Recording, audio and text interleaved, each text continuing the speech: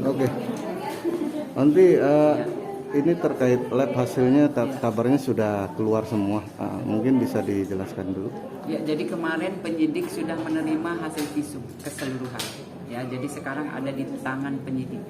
Oleh karena itu penyidik sudah mempersiapkan untuk gelar perkara. Karena memang semua dari kemarin juga dari penyelidikan sudah dilakukan undangan klarifikasi. Kemudian itu semua dikumpulkan maupun barang bukti juga udah dikumpulkan. Itu. Udah diganda kan Bu untuk gelar perkara kapan jadwalnya? Gelar perkara sekarang. Ya, jadi sekarang sudah dipersiapkan untuk gelar perkara oleh penyidik. Hari ini. Oh, hari ini. Hari ini. Ada berapa lokasi? Ya. Ada berapa lokasi? Ada berapa TKP untuk kalau? Kalau gelar perkara itu kita setelah menerima visum kemarin, ya, jadi itu yang dijadikan alat bukti. Ya, alat buktinya jelas dari keterangan saksi, kemudian dari keterangan ahli, itu ya itu yang juga masuk dalam unsurnya udah alat bukti cukup, ya dua alat bukti bisa kita menjadi pertimbangan oleh penyidik. Bu, biasanya kan gelar perkara ini dihadirkan oleh kedua belah pihak ya. Apakah hari ini mereka diundang? Gelar perkara tidak ada dua belah pihak. Ya, jadi kalau dua belah pihak itu adalah ya. Kalau ini memang ini domainnya penyidik. Ya, penyidik.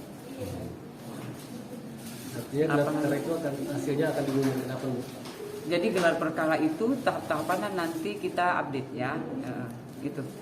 Setelah gelar perkara pasti ada keputusan yang diambil oleh penyidik.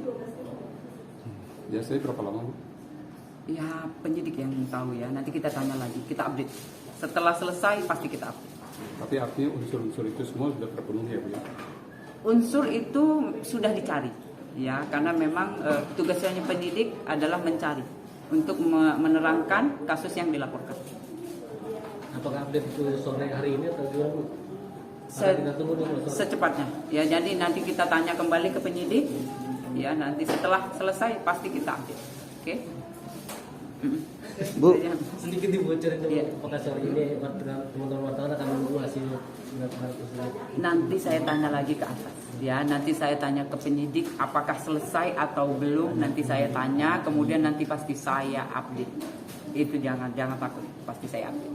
Oke? Jadwal pemeriksaan panel kapan diberikan? Visum sudah keluar. Jadwal pemeriksaan. Ini lagi gelar perkara. Ya, jadi kalau gelar perkara itu kita masih tahap dari penyelidikan. Ya, nanti masih wewenang penyidik. Gitu. Penyidik. Itu. Oke, Mas Bu. Pasti yang dilaporkan yaitu dari pasal kesehatan, kemudian juga pasal perlindungan anak karena memang di bawah umur ya 16 tahun menuju 17, kemudian juga di KUHP. Benar ada 6 pasal atau? Kalau yang dilaporkan oleh NM masih 3 pasal. Ya, nanti berkembang pun itu nanti yang jelas wewenang penyidik.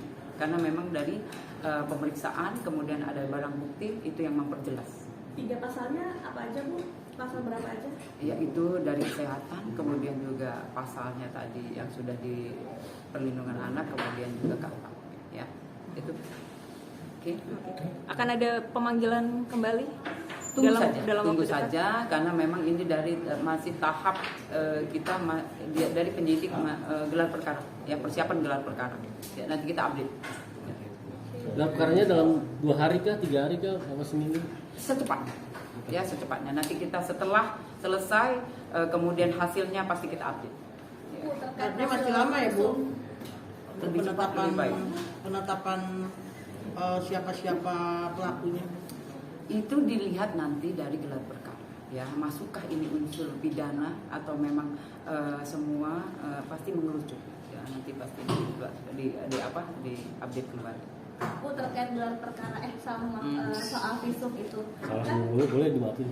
kan kita emang nggak bisa tahu tentang hasil visum, tapi udah ada mengarah berapa persen sih bahwa hasil visum ini bisa dijadikan bukti untuk Alat bukti. naikin situsnya padahal dari terlapor ke ibu.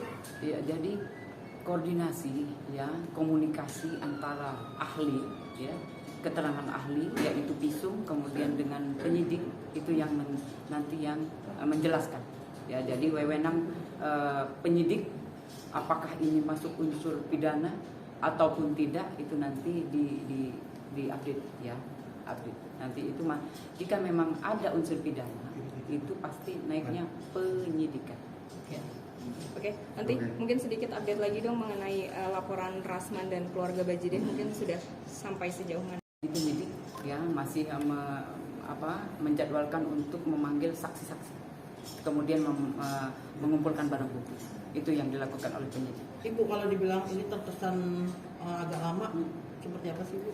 Ya karena memang itu tahap-tahapan dari mekanisme yang ada ya, dari penyelidikan, mengumpulkan informasi ya, barang bukti, kemudian jika memang ada alat bukti jelas ya itu pasti naik penyidikan. Jadi memang semuanya itu memang ada tahap-tahapannya. Tapi ada yang bilang bahwa kenapa sih kan udah jelas ini di bawah umur, kenapa nggak langsung aja, itu seperti apa? Ya, jadi memang sekali lagi ada tahap-tahapannya. Ya, jadi dari penyelidikan, mengumpulkan barang bukti, memeriksa saksi-saksi dengan informasi, klarifikasi, mengundang ya, itu jelas ya, semua juga sudah dilakukan oleh penyidik.